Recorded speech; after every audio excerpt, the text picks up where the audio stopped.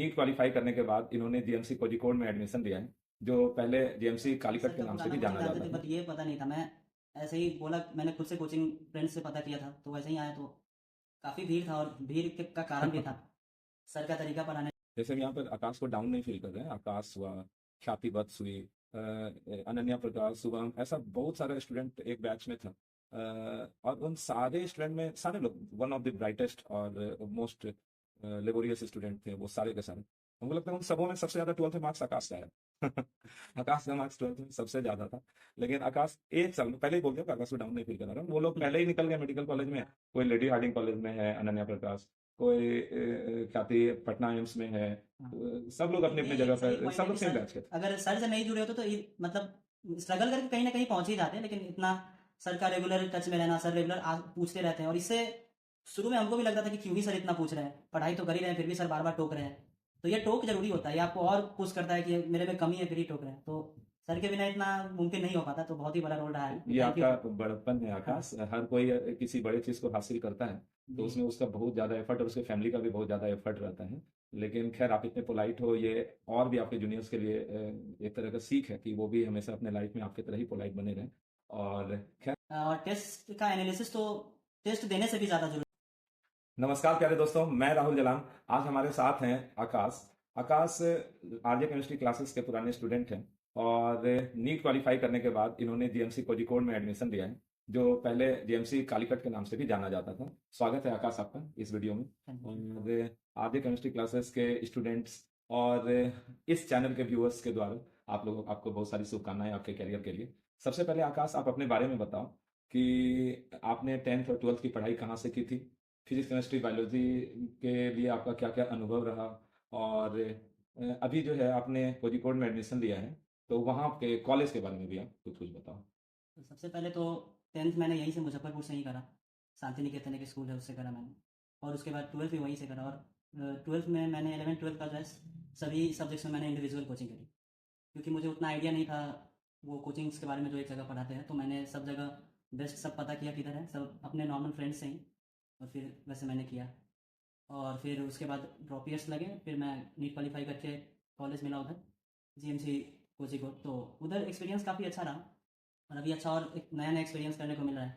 काफ़ी सही इन्वायरमेंट है, पढ़ाई में भी अच्छा लगता है। थोड़ा मेहनत तो है, बट अच्छा लगता है, आप उसको एंजॉय करोगे। कई सारे व्यूअर का सवाल ये है आकाश कि आपको तो बिहार में भी बहुत सारे मेडिकल कॉलेजेस मिल रहे थे, फिर ऐसा क्या हुआ कि आप केरला के मेडिकल कॉलेज, जो कि यहाँ के लोगों को ऐसा फील होता है कि जो कि काफ़ी दूर है, और वहाँ के गवर्नमेंट मेडिकल कॉलेज को आपने चूज किया, ऐसा क्या कारण है? इसके पीछे कुछ कारण है जो दो इम्पोर्टेंट है। सबसे पहला तो मेरे भैया, मेरा फैमिली उधर बैंगलोर में रहते हैं मेरे भैया, तो एक था कि वो पास में हो जाएगा।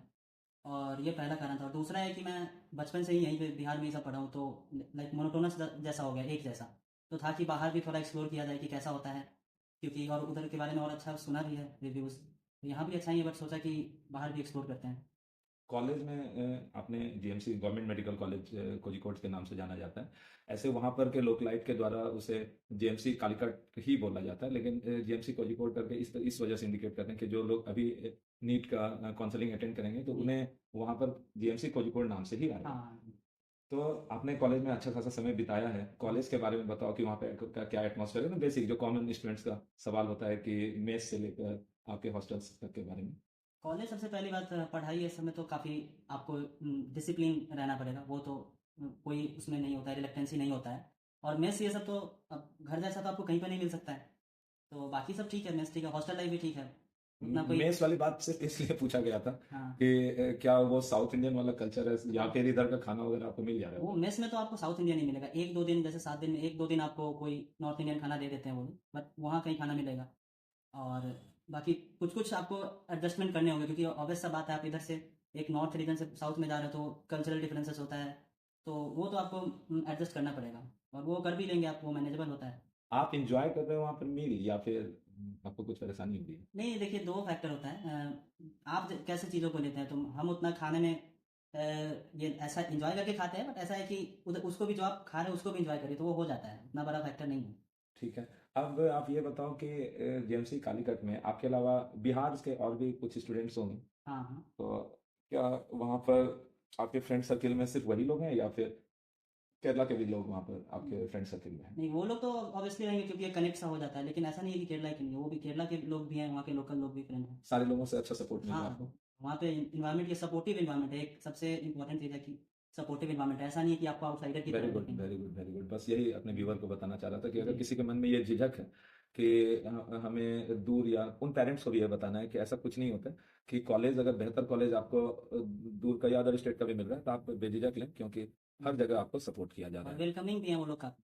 ओके। लेकिन वही है कि आप अगर उधर जाओगे, किसी अलग रीजन में जा रहे हो, तो बेसिक है कि वहाँ का हॉस्पिटल है, तो आपको सबसे एक दिक्कत हो जाता है लैंग्वेज में, तो वो ओके। लैंग्वेज इशू तो होगा ही नहीं, तो उसके लिए तो कोई। लेकिन अब तो धीरे धीरे अच्छा खासा आप समझ जा रहे होगे। हाँ जी, थोड़ा सा एफर्ट डालने पे हो जाता है आप आप। कुछ दिनों के बाद बोलने भी लगोगे आप। जी बिल्कुल। खैर, अब आप बताओ, वहां पर के बारे में तो आपने बताया। हाँ, यहाँ आरजे केमिस्ट्री क्लासेस में यहाँ पर आपका अनुभव कैसा रहा? काफ़ी अच्छा रहा था। पहले मुझे पता नहीं था उतना, सर का पुराना कोचिंग जानते थे, बट ये पता नहीं था। मैं ऐसे ही बोला, मैंने खुद से कोचिंग फ्रेंड्स से पता किया था, तो वैसे ही आया, तो काफ़ी भीड़ था, और भीड़ का कारण भी था सर का तरीका पढ़ाने का। और वहाँ यहाँ पे जो आया तो एकदम ही अलग था कि काफ़ी सर क्वेश्चंस की प्रैक्टिस करवाते हैं ऑन ए रेगुलर बेसिस। और ऐसा नहीं है कि किसी एक टॉपिक पे पूरा जोर डाल रहे हैं, सब टॉपिक्स को इक्वल टाइम, जो कि कम्पिटेटिव एग्जाम में बहुत जरूरी होता है। क्योंकि मान लो आप इक्विलिब्रियम में ही पूरा एकदम बढ़ गया आगे, तो फिर कोई थर्मोडायनेमिक्स या कुछ पार्ट तो रह जाएगा ना। तो सबको इक्वल करते थे, तो वो काफ़ी सही था। रिपीटेशन और चैप्टर क्या जरूरी है, कि अगर कोई स्टूडेंट का ये सोच है कि किसी एक चैप्टर को एक बार मैंने पढ़ लिया तो हो गया, या फिर उन चैप्टर्स को कई बार पढ़ना बहुत जरूरी होता है मेडिकल या इंजीनियरिंग जैसे एग्जाम को क्रैक करने के लिए? रिपीटेशन तो बहुत जरूरी है, क्योंकि एक बार पढ़ोगे तो आपको वो तो एक फर्स्ट नॉलेज बनता है। और अगर आप एक बार पढ़ के जाओगे तो खुद पे ही आपको वो रिग्रेट फील होगा कि पढ़ लेना चाहिए था। क्योंकि एक बार पढ़ने पे तो बस आपका कॉन्सेप्ट क्लियर होता है, बस उस कॉन्सेप्ट पे आप कैसे काम कर सकते हैं वो आप रिपीट करोगे तभी, और उस पर कैसे नए नए तरीके से क्वेश्चन बना सकते हैं, खुद का स्पीड कैसे बढ़ा सकते हैं, वो सब तो रिपीटेशन पे ही होगा, कितना बार आप रिपीट करते हैं उससे होगा। यहाँ पर जो आपको होमवर्क या टारगेट वगैरह मिलता था फिजिक्स केमिस्ट्री बायो का, क्या वो टारगेट आप फुलफिल करते थे या फिर टारगेट लैक रह जाता था? कोशिश तो पूरा करते थे फुलफिल करने का, लाइक 75-80% तक हो जाता था मैक्सिमम।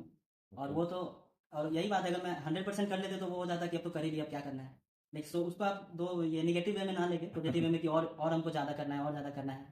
एक सामान्य सोच बनता है कि कोचिंग क्लासेस में, जैसे यहीं पर केमिस्ट्री क्लास में बहुत ज़्यादा होमवर्क का लोड हो जाता है। क्या रियल में एग्जाम क्रैक करने के लिए इतना मेहनत करना जरूरी है, या फिर लाइट वे में लेकर चला जाए तो क्रैक किया जा सकता है? लाइट वे में तो आप नहीं ले सकते हो, क्योंकि कम्पिटिटिव एग्जाम में सब जान रहे हैं, अभी कुछ छुपा नहीं हुआ है, इतना कंपटीशन और बढ़ते ही जा रहा है हर साल दर साल। ओके। तो उसमें आप लाइट वे में नहीं ले सकते हैं। ये नहीं है कि आप होमवर्क के लोड में, होमवर्क तो ज़्यादा होना ही है, क्योंकि इतना सिलेबस है, सबको एक बार करना पड़ता है। और एट लास्ट होमवर्क से आप क्या डर रहे हैं, लास्ट में एट द एंड आपको एग्जाम में तो पूरा ही सब्जेक्ट दिमाग में रखना होगा ना। सही बात तो उस पॉइंट का सोचिए, तो इसमें घबराना नहीं, और लाइटली तो बिल्कुल नहीं लेना चाहिए। है। देखिए, आकाश तो एक एग्जाम्पल सेट कर दिया है कि मुजफ्फरपुर में रह के भी अच्छे रैंक के साथ मेडिकल क्वालिफाई किया जा सकता है और अपना मनचाहा कॉलेज अपने हिसाब से चूज कर सकता है। अब ये आकाश का भी को भी समझना है या समझाना है बच्चों को या पेरेंट को, क्या ये पॉसिबल है या नहीं है, या सिर्फ आप एक्सेप्शनल केस हो कि मुजफ्फरपुर रह के तैयारी नहीं करना संभव है, या फिर यहाँ से आराम से क्वालिफाई किया जा सकता है अपने दम पर? नहीं नहीं, बिल्कुल पॉसिबल है। और मैंने अकेले ही नहीं, बाकी बहुत लोगों ने किया, मेरे कितने फ्रेंड्स ने भी किया है। सबसे बड़ा होता है सेल्फ सेल्फ इंट्रोस्पेक्शन, खुद को आप जांचो कैसा आपका चल रहा है। और डिसिप्लिन, ये तो काफ़ी ज़रूरी है। सेल्फ स्टडी में होता है कि आप पढ़ रहे हैं, आपको कोई इधर है, घर पे ही है, लेकिन डिसिप्लिन एक बनाना होता है। तो अगर आप वो लगातार फॉलो कर रहे हैं, और सिलेबस तो वही है, आप यहाँ जाओ वहाँ जाओ, पढ़ाई तो एक ही है। अगर दूसरे जगह भी जाओगे तो आप वैसे ही मेहनत करोगे जैसे यहाँ, बस वही इन्वायरमेंट का हो जाता है। तो अब तो कोचिंग में हर जगह अच्छा इन्वायरमेंट होता है, तो सही उसमें कोई बात है। दिक्कत नहीं है। यहाँ भी रह के लोग, ये एक मिथक है, उसको मतलब काफ़ी लोगों ने। आपने तो ऑलरेडी तोड़ चुके हाँ हैं। हाँ, मेरे से पहले भी काफ़ी लोगों ने तोड़ा है, सो ये एक बस बोलने की बात है। सेल्फ स्टडी बहुत ज्यादा हाँ, मायने बहुत रखता सबसे ज़्यादा इंपॉर्टेंट वही है, सेल्फ स्टडी। है। स्टूडेंट्स का एक सवाल ये भी रहता है कि वो शेड्यूल वाली बात जो बोला ना आपने, तो शेड्यूल, कई सारे स्टूडेंट्स का ये सवाल रहता है कि शेड्यूल हमेशा टूटता ही है। जैसे हमने एक शेड्यूल या रूटीन बनाया, 2 दिन उसे फॉलो किया, तीसरा दिन वो गड़बड़ हो गया, हाँ फिर फॉलो किया, फिर गड़बड़ हो गया। इस चीज में सुधार आपने क्या किया था? इस चीज में सुधार करने के लिए आपके साथ भी होता होगा कभी हाँ हाँ, कभी? जरूर। वो तो एक तरह से खुद को चैलेंज करते हो ना आप, शेड्यूल बना के। शेड्यूल इंसान कैसा बनाता है कि आप उसको फॉलो कर पाओ। अगर आप फॉलो करते रहते तो क्यों शेड्यूल बनाते? तो वही है कि शेड्यूल बनाओ उसमें, और खुद से चीटिंग नहीं करना होता है। सबसे जरूरी है खुद से ऑनेस्ट रहना, क्योंकि आप खुद से ही ऑनेस्ट नहीं रहोगे तो फिर क्या ही है। तो बिल्कुल। उसमें आप क्या, आप में कमी रह जा रही है, और उसको वही तो, खुद को ही सेल्फ इम्प्रूवमेंट, खुद से कंपटीशन करना बहुत ज़्यादा जरूरी है। और सबसे फ्रूटफुल यही होता है कि आप खुद से कंपटीशन करो, बिल्कुल डे बाई डे बिल्कुल। उसको इम्प्रूव करो कि कितना बाकी रह जा रहा है मेरा टास्क। कैसे कैसे हम उसको और कर सकते हैं, कैसे कैसे अपना टाइम और बढ़ा सकते हैं, तो वो सब ज़रूरी है। सबसे अच्छी बात आपने बोली कि शेड्यूल को ना खुद से चैलेंज की तरफ एक्सेप्ट करना हाँ, चाहिए कि ये मैंने खुद को चैलेंज दिया कि इस शेड्यूल को फॉलो करूँ। हो सकता है कि 1 या 2 दिन के बाद वो चैलेंज फेल हो जाए, हाँ, फिर से उसी शेड्यूल पर आना चाहिए, फिर से उसी शेड्यूल पर आना हाँ, चाहिए बिल्कुल। और ईमानदार तो रहना सबसे ज़रूरी है, जैसा कि आकाश ने बोला। सोशल मीडिया का क्या रोल हो जाता है आकाश कि क्या वो डिस्ट्रैक्ट करता है या फिर आपको मोटिवेट करने में काम आता है सोशल मीडिया वगैरह? मतलब ये तो बहुत ही थोड़ा कंट्रोवर्शियल है, बट अगर स्टूडेंट का देखा जाए तो ऑब्वियसली हेल्प तो नहीं करता है। अगर यूट्यूब ये सब है उस पर आप लेक्चर्स भी कर सकते हो, वो ठीक है। बट सोशल मीडिया हो गया जैसे अदर हैंडल्स, इंस्टाग्राम। इंस्टाग्राम, ये सब, वो सब तो एडवाइजेबल नहीं है। क्योंकि आप एक इस फेज में हो कि यहाँ पे बाद में आपको काफ़ी मौका मिलेगा ये सब यूज़ करने का। नो डाउट लगता है लोगों को कि आगे जाके तो और पढ़ना पढ़ना भी है, बट सब मौका मिलेगा। सो ऐसा नहीं है कि आपसे कहीं जा नहीं रहा है, इंस्टाग्राम कल को बंद नहीं हो जाएगा। तो ऐसा बिल्कुल। ऐसा नहीं है कि, और मोटिवेशन का क्या है, आप यूट्यूब पे देखो, सबसे बड़ा मोटिवेशन तो अपने गार्जियन देते हैं। बिल्कुल। क्योंकि वो कुछ भी ताक पे लगा के चाहते हैं, कुछ भी दाव पे लगा के चाहते हैं कि मेरा जो बच्चा है वो अपना ड्रीम हासिल करे, तो वो आपके सामने लिविंग मोटिवेशन है। आकाश के साथ ऐसा बहुत कुछ गुजरा इसके प्रिपरेशन के दौरान जो कि यहाँ पर नहीं भी बोला जा सकता है। लेकिन ये लड़का मतलब आप एक्सट्रीम सोच सकते हैं, मतलब कि आकाश जो है एक्सट्रीम परेशानी में, आप इमेजिन कर लो कि किसी भी व्यक्ति के लिए सबसे बड़ा लॉस क्या हो सकता है। उन सारे लॉसेस से ये गुजरा, लेकिन ये कभी कमजोर नहीं पड़ा, मानसिक रूप से मजबूत रहा, पोलाइट भी रहा हर व्यक्ति को। इवन इसके लाइफ में स्टडी के दौरान जो जो इसके संपर्क में रहा सबके लिए ये ग्रेटफुल हमेशा बना हुआ रहता है और कभी कमजोर नहीं पड़ा। शायद इसी की वजह से आज इतनी बड़ी सफलता इसके हाथ में है। तो यहाँ पर आपको भी ध्यान रखना है कि इसके रिस्पेक्ट में तो खैर इसको जो परेशानी हुई वैसी परेशानी तो आपको कभी होगी ही नहीं। आप तो छोटे मोटे परेशानी से घबरा जाते हो, लेकिन कभी आप आकाश से आपको मिलना हो तो आप पर्सनली इससे जरूर पूछना कि ऐसा क्या चीज से ये गुजरा है। लेकिन बावजूद ये बहुत आगे तक जाने का क्षमता रखता है और आज जीएमसी कोझिकोड का स्टूडेंट है, जो कि छोटी बात नहीं, बहुत बड़ी बात है। बेस्ट मेडिकल कॉलेजेस में एक है इंडिया के, तो वहाँ पर आज आकाश पढ़ रहे हैं। खैर उन चीज़ों से हट के आकाश, अगर मैं आपसे पूछूं कि तीनों सब्जेक्ट में बायो तो चलिए मोस्ट ऑफ द स्टूडेंट बहुत अच्छा कर ही लेते हैं, लेकिन क्या बायो को लाइट वे में लेना अच्छी बात है क्या कि चलो बायो आसान है, आसान है, और उस आसानी की वजह से लोग 300 310 320 तक रह जाते हैं और 360 का आंकड़ा पूरा नहीं कर पाते? क्या ये गलती मानी जाएगी या बायो को इजिली लेना ही चाहिए? नहीं नहीं, इसलिए तो कुछ भी आप नहीं ले सकते हैं। और बायो को इसलिए लेना तो गलती है। अगर बायो आपको अच्छा लगता है तो उसको आप अपना एक एडवांटेज की तरह यूज़ कर सकते हैं, क्योंकि 300 तो नॉर्मल जो आप पढ़ोगे तो वो भी आ जाएगा, सबको पता है, बस एनसीईआरटी आपको फॉलो होना चाहिए। लेकिन इसको आप कितना परफेक्शन से कर सकते हो वही इंपॉर्टेंट है, क्योंकि बायो में तो सबको पढ़ने में भी अच्छा लगता है, काफ़ी इंटरेस्टिंग लगता है। तो जितना हो सके उतना आप बायो में अपना इंक्रीज कर सको, इवन ट्राई करो फुल ऑन फुल का, तो वो सबसे अल्टीमेट है। बट ट्राई वही करना चाहिए, लाइटली तो बिल्कुल नहीं लेना चाहिए। एक बात है कि जो आपका स्ट्रॉन्ग पक्ष है उसको कभी भी वीक नहीं होने देना, उसको और स्ट्रॉन्ग करना है। बिल्कुल बिल्कुल, उसको कमजोर नहीं बनने देना। जी। और बायो में अगर सजेशन की बात करें तो शायद आप इस चीज को एग्री करोगे कि एनसीईआरटी लाइन बाय लाइन और प्लस ट्रिमेंडस प्रैक्टिस, शायद इसके अलावा और कुछ करना है? हाँ, नहीं नहीं, बस एनसीईआरटी लाइन बाय लाइन, बस वैसे रटना नहीं है, आप लाइन बाय लाइन पढ़ो। और यही गलती कर जाते हैं लोग, जैसे मैंने भी करी है। मैंने मल्टीपल टाइम एग्जाम्स दिया, तो पहले और दूसरे टाइम में ऐसा ही था कि एनसीईआरटी तो सब मैंने पढ़ लिया था, सब कुछ याद भी था। लेकिन वही आप खुद से उसमें, आप पढ़ते दौरान खुद से दिमाग में क्वेश्चन बिल्ड करो कि कैसा आ सकता है, स्टेटमेंट बेस्ड किससे ऐसा पूछ सकता है, असर्शन में आ सकता है, रीजन में ये स्टेटमेंट आ सकता है, और सारी लाइन से ही होती है। तो वो उसको बेटर पूरा एनालाइज करके पढ़ते चलना वो काफ़ी ज़रूरी है। और इसमें आपको रटना भी नहीं होगा, आपको पूरा एक दिमाग में बाय हार्ट रहेगा आपको सब कुछ। फिजिक्स और केमिस्ट्री की बात करें अगर, तो इन दोनों में ज्यादा समय कौन आपका कंज्यूम किया फिजिक्स और केमिस्ट्री में, और कौन कम एफर्ट पर ज्यादा मार्क्स दे रहे इसमें तो ऐसा नहीं है कि आप बगल में है केमिस्ट्री का हैं? इसीलिए मैं पढ़ाई करूंगा, बट केमिस्ट्री काफ़ी अच्छा लगता था मुझे। फिजिक्स भी अच्छा लगता था, लेकिन केमिस्ट्री था एक पढ़ने में कि ये तो हो ही जाएगा, और काफ़ी इंटरेस्टिंग लगता था। तो वो पर्सन टू पर्सन वेरी करता है। लेकिन मेरे लिए तो फिजिक्स में हम ज़्यादा टाइम देते थे, क्योंकि केमिस्ट्री आसानी से कर पाते थे, आसानी से नहीं, वो मेहनत के कारण आसान हुआ था। और तो केमिस्ट्री को रखते थे कि जैसे सेफ जोन होता है ना, तो बायो बायो और केमिस्ट्री केमिस्ट्री। मेरा था सेफ जोन। केमिस्ट्री सबसे ज़्यादा, और फिजिक्स में मेहनत करते थे काफ़ी, क्योंकि उसमें अलग, अब तो ये स्टेटमेंट बेस्ड भी क्वेश्चन आते हैं। क्वेश्चन तो उतना कुछ नहीं, आपको प्रैक्टिस पे आराम से हो जाएगा, लेकिन प्रैक्टिस की बहुत ज़्यादा ज़रूरत है, क्योंकि बिल्कुल। वहाँ पे आपको आता हुआ क्वेश्चन भी नहीं बन पाता है। और ये अगर आपको प्रैक्टिस रहेगा, मेरे साथ ही हुआ है कि मैंने जो क्वेश्चन टेस्ट में गलती करा था यहाँ पे, वो सेम उसी, like same word by word नहीं, बट उसी जैसा क्वेश्चन आया था, और वो मुझे क्लिक किया था। वो क्यों? क्योंकि मैंने बार बार प्रैक्टिस किया, अपने मिस्टेक्स को देखा बार बार, तो उसके कारण हुआ। बिल्कुल, कई सारे स्टूडेंट आकाश ये पूछ लेते हैं कि चलिए सफलता का राज तो हर कोई बता देता है हाँ वगैरह हाँ। वगैरह, लेकिन किसी वीडियो में ऐसा कुछ नहीं आता है कि जैसे एक बार आपने मान लीजिए फर्स्ट अटेम्प्ट दिया और वहां पर किसी वजह से गड़बड़ हो गया, जैसे आप ही के बैच में आपके साथ अनन्या प्रकाश भी पढ़ती थी, हाँ शुभम भी पढ़ता था। हाँ हाँ ये इन लोगों का फर्स्ट अटेम्प्ट में कोचिंग से ही हो गया, मतलब हाँ जिस साल उन्होंने 12 का एग्जाम दिया, ये अनन्या, शुभम और भी कई लोगों का हाँ नाम अभी ध्यान में नहीं है, तो उन लोगों का अपेयरिंग हो गया, आपका अपेयरिंग में थोड़ा सा किसी कमी से रह गया, तो क्या उसमें बहुत ज्यादा निराशा हो जाती है? ऐसा होता है कईयों को, हाँ हाँ। लेकिन उस चीज से निकल कर दोबारा से तैयारी में लगना क्या बहुत डिफिकल्ट होता है? या फिर उन लोगों को क्या सजेस्ट करोगे आप, जिसके बैचमेट का हो गया लेकिन आपको थोड़ा सा ये भी रुक गया? नहीं तो ऑब्वियस ऑब्वियस सा बात है, ये तो ह्यूमन नेचर है। आप किसी एग्जाम के लिए प्रिपरेशन करोगे और सब प्रिपरेशन करते हैं, उनको लगता है कि वो अपना बेस्ट ही दे रहा है, लेकिन वो आपको लगता है वो एग्जाम का रिक्वायरमेंट्स फुलफिल कर रहा है या नहीं, वो तो आपको रिजल्ट के बाद पता चलेगा। और निराशा क्यों होना है, क्योंकि आपको तो आपने गोल हाई सेट कर रखा है ना, तो बिल्कुल। निराश होने वाली बात है नहीं। हाँ, थोड़ा दिन समय लगता है, वो आपको सेल्फ के लिए टाइम देना चाहिए, फैमिली के साथ रहो, वो थोड़ा रिफ्रेश फिर से नई एनर्जी के साथ शुरू करने के लिए ज़रूरी है। बिल्कुल। लेकिन निराशा वाली कोई बात नहीं, क्योंकि फिर आप खुद को जब एनालाइज करोगे कि क्या कमी रह गया मेरे में, और सबसे बेस्ट आप ही खुद को कर सकते हो। हाँ, टीचर से मदद लेके कि क्या सर ऐसा है, यहाँ पे कमी रह जा रहा है, तो वो आइडेंटिफाई करना बहुत ज़रूरी है, पॉइंट आउट करना कि क्या मेरा कमी रह गया और उस पर काम करना। तो वो आप अगर इस प्रोसेस में जुड़ जाओगे, फिर उसके बाद निराशा कब चला जाएगा आपको खुद पता नहीं चलेगा। हाँ इन चीज़ों को आप लोग मोटिवेशन के तौर पर ले सकते हो, और अगर किसी वजह से इस साल आपके एग्जाम में कम या ज़्यादा मार्क्स हैं, तो आप दोबारा से तैयारी में अच्छे से उसी लगन के साथ आप लग सकते हो। दूसरा, इस चीज़ को भी एक्सप्लेन करना था इस वीडियो में कि 12th का मार्क्स और ये मेडिकल या इंजीनियरिंग का प्रिपरेशन अलग होता है, डेफिनेटली अलग होता है, बिल्कुल अलग होता है। और यहाँ पर आप कंपेयर नहीं कर सकते कि 12th में किसी का अच्छा मार्क्स आ गया तो वो इंजीनियरिंग या मेडिकल का मटेरियल है या कोई नहीं है। जैसे हम यहाँ पर आकाश को डाउन नहीं फील कर रहे हैं, आकाश हुआ, ख्याति वत्स हुई, अनन्या प्रकाश, शुभम, ऐसा बहुत सारा स्टूडेंट एक बैच में था।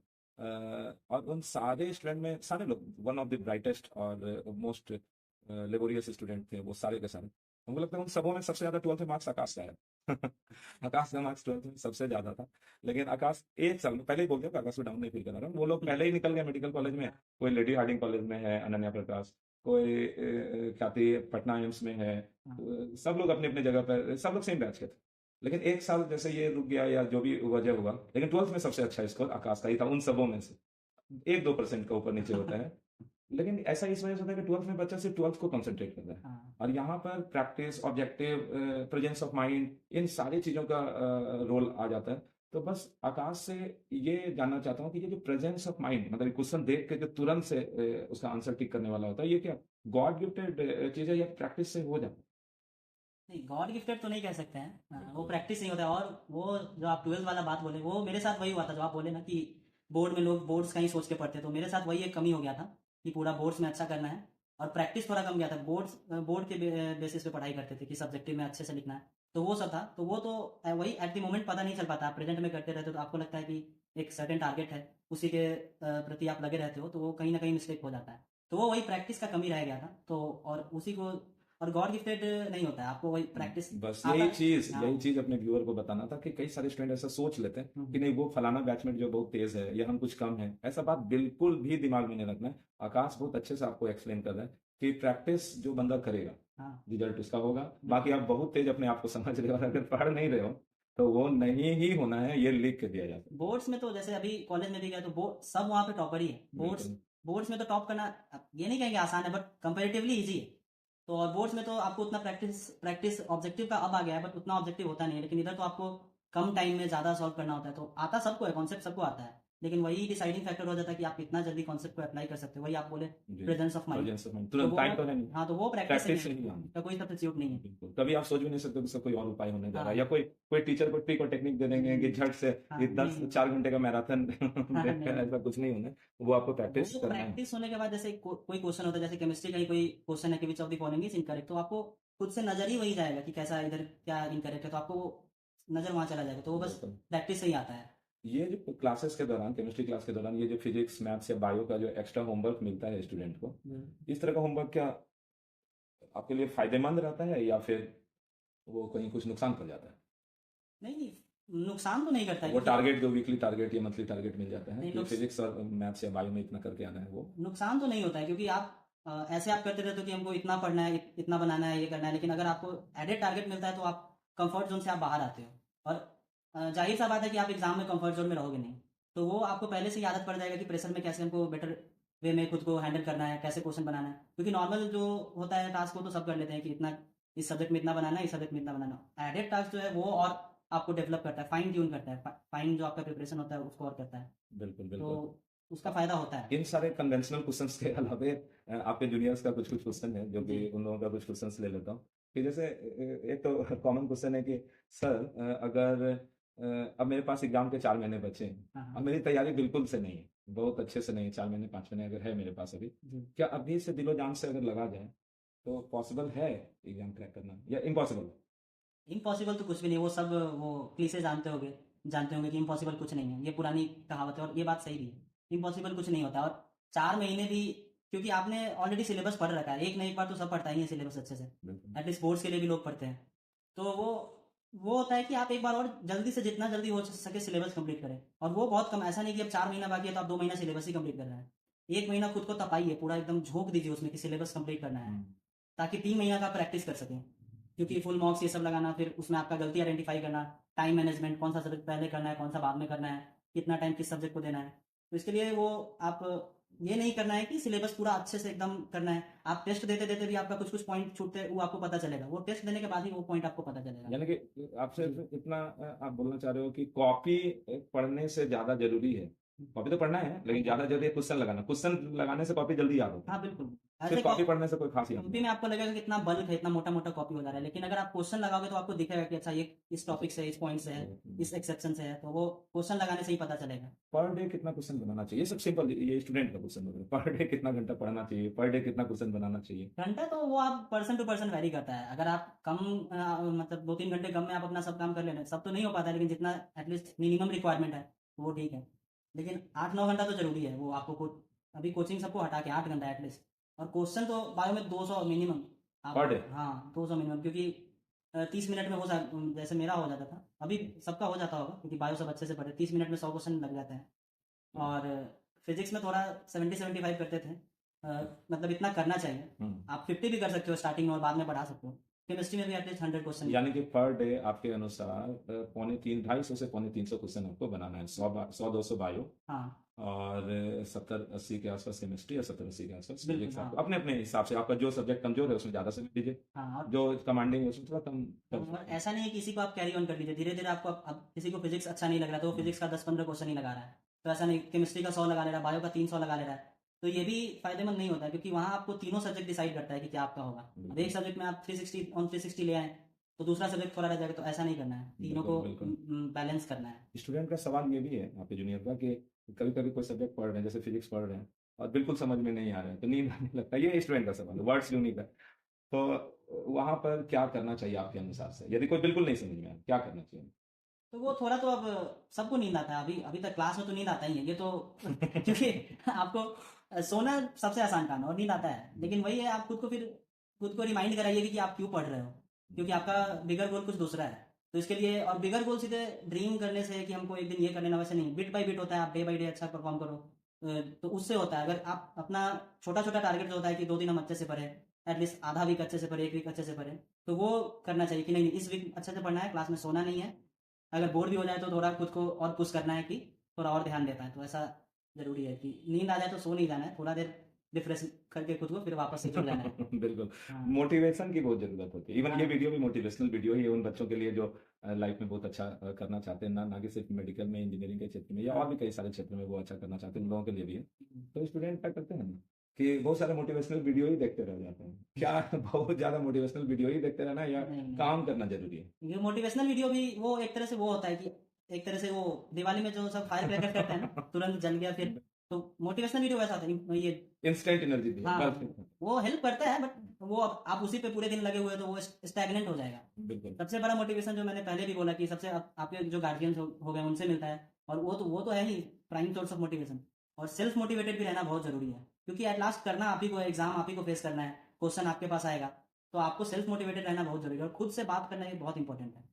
नहीं, स्टूडेंट जो ये देखा जाता है कि जैसे आप बिल्कुल नहीं पढ़ रहे हो तो आप ना खुद से बात करते रहते हो कि कल से, शाम से या परसों से पक्का करूंगा ऐसा वैसा, तो ये हर किसी के साथ होता है, ये कोई नया चीज नहीं है, हर किसी के साथ होता है। लेकिन ये वाला हर्डल तोड़ के अगर वो सोच ले नहीं अभी से पढ़ना शुरू करता, अभी से, और अभी से जैसे वो पढ़ना शुरू कर देता है तो 15 मिनट, 20 मिनट, 30 मिनट बाद एक मोमेंटम खुद ब खुद हासिल हो जाता है कि फिर वो पढ़ता ही चले जाता है, फिर उसको हाँ मोटिवेशन की जरूरत नहीं है। बिल्कुल। मोटिवेशन वो हर्डल हर मोमेंट तोड़ना है। मतलब क्या बोलते हैं ना कि दो चीज बोला जाता है कि डिस्ट्रैक्शन है, एक फोन और एक फ्रेंड्स।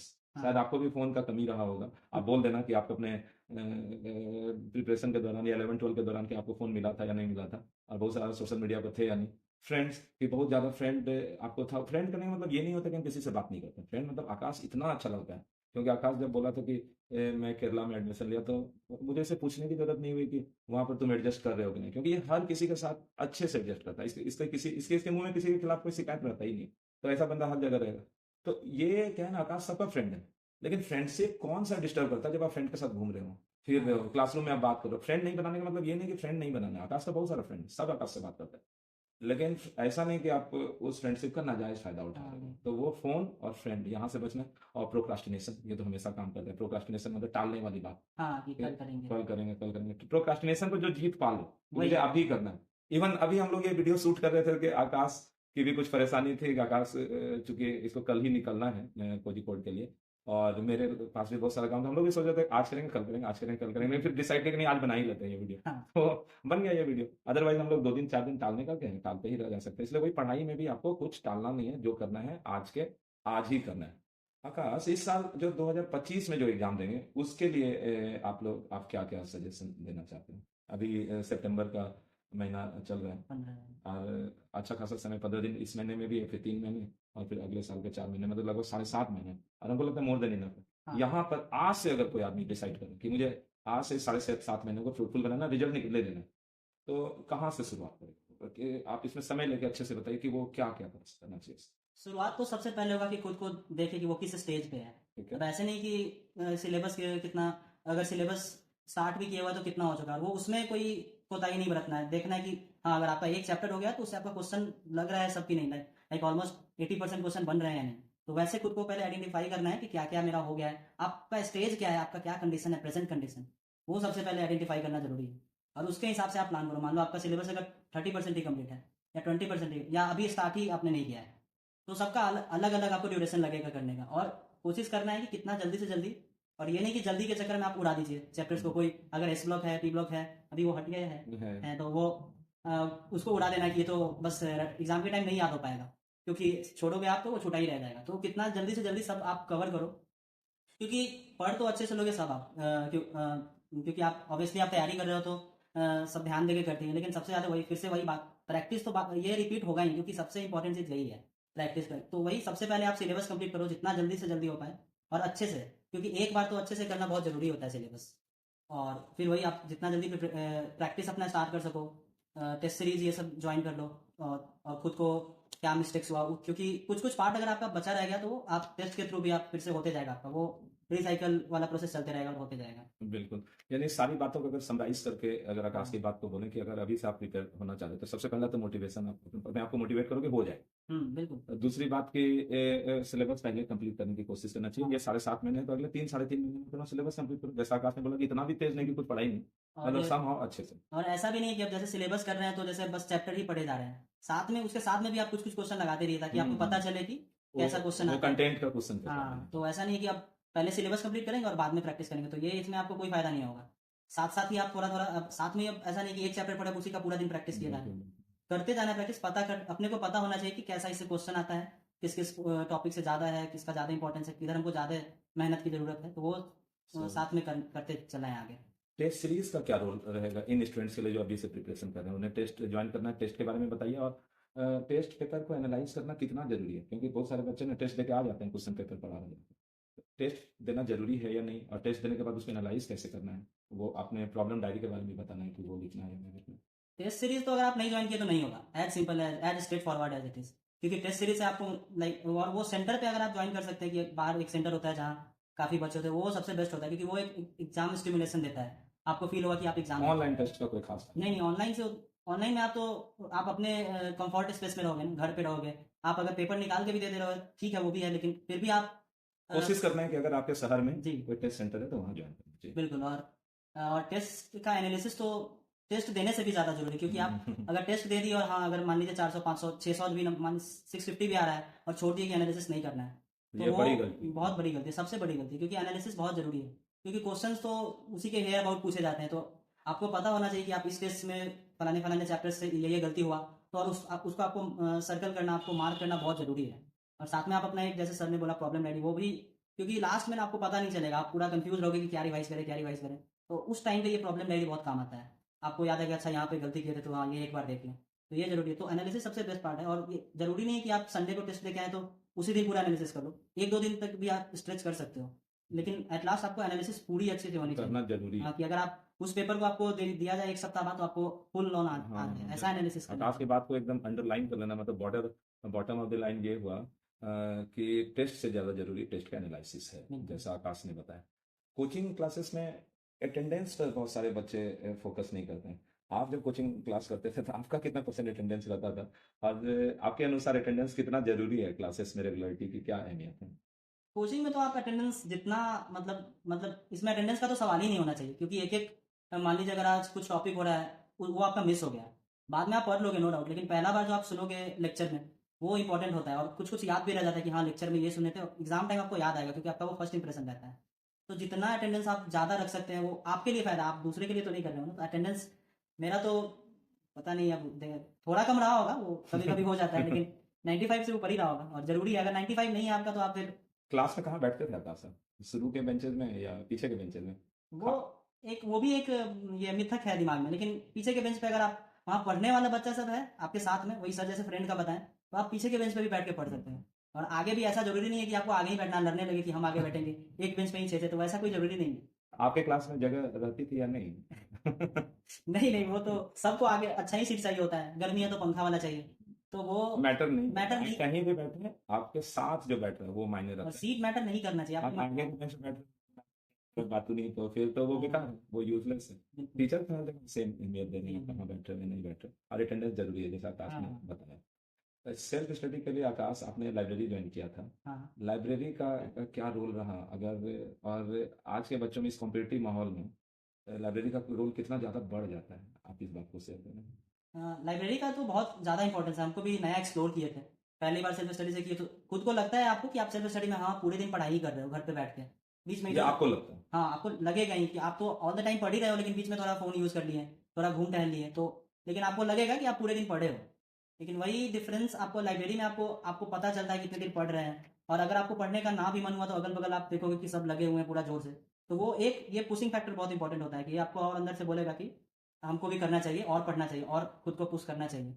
तो ये लाइब्रेरी का सबसे बड़ा फायदा यही होता है कि आपको और डिसिप्लिन करता है। और इसका उल्टा भी होता है कि अगर आप लाइब्रेरी अपना गुट बना लिए, ग्रुप बना लिए, तो वो तो अलग मैटर है, वो वो तो तो आप किसी भी जगह को स्पॉइल कर सकते हाँ हैं। वो तो, लेकिन लाइब्रेरी का सेल्फ स्टडी के लिए, और सेल्फ स्टडी को और ये बेटर कर देता है। कितना टाइम बिताते थे आप लाइब्रेरी में?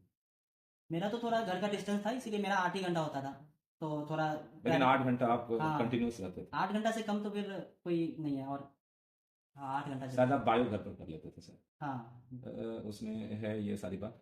एक शायद अंतिम सवाल ही रहेगा केमिस्ट्री को लेकर, कि लोग ऑर्गेनिक केमिस्ट्री में लेकर थोड़ा इशू में आते हैं। उसका सिंपल सा कारण बच्चों को ये बताते हैं हम, कि लिंक्ड चैप्टर्स हैं। हाँ आप 11th अगर हाँ, गड़बड़ वही हुआ तो आपको 12th में इशू होना ही होना वही है। चीज़ ये है। आइसोलेटेड चैप्टर, ये बिल्कुल। सॉल्यूशन नहीं पढ़ा तो इलेक्ट्रोकेमिस्ट्री नहीं समझ में आएगा, तो इस तरह की चीज़ ऑर्गेनिक में नहीं है। लेकिन क्या मान लीजिए आप 11th नहीं पढ़े हैं, तो 11th का सम हाउ कॉन्सेप्ट रख के क्या 12th को किया जा सकता है ना? ऐसा तो नहीं है कि पूरा छोड़ ही देना, 12th भी छोड़ देना। नहीं नहीं, क्योंकि कॉन्सेप्ट, कुछ कुछ क्वेश्चंस में कॉन्सेप्ट लगेगा आपका 11th का, जो रेजोनेंस का है, वो अभी थोड़ा सा भूल गए ज्योति हैं। वगैरह का। हाँ, तो वो सब कॉन्सेप्ट लगता है, लेकिन ऐसा नहीं है कि अगर आपको वो नहीं आता तो आप 12th में नहीं हो पाए। 12th का थोड़ा वो मेमोराइजिंग वाला हो जाता है, बिल्कुल लेकिन रिएक्शंस वगैरह हो हाँ जाते आपको हैं। याद रखना पड़ेगा। तो वो तो आप नॉर्मल बायो में इतना रखते ही हो, तो वो आप रख सकते हो, लेकिन वही फिर कंपटीशन में आप नहीं कर पाओगे।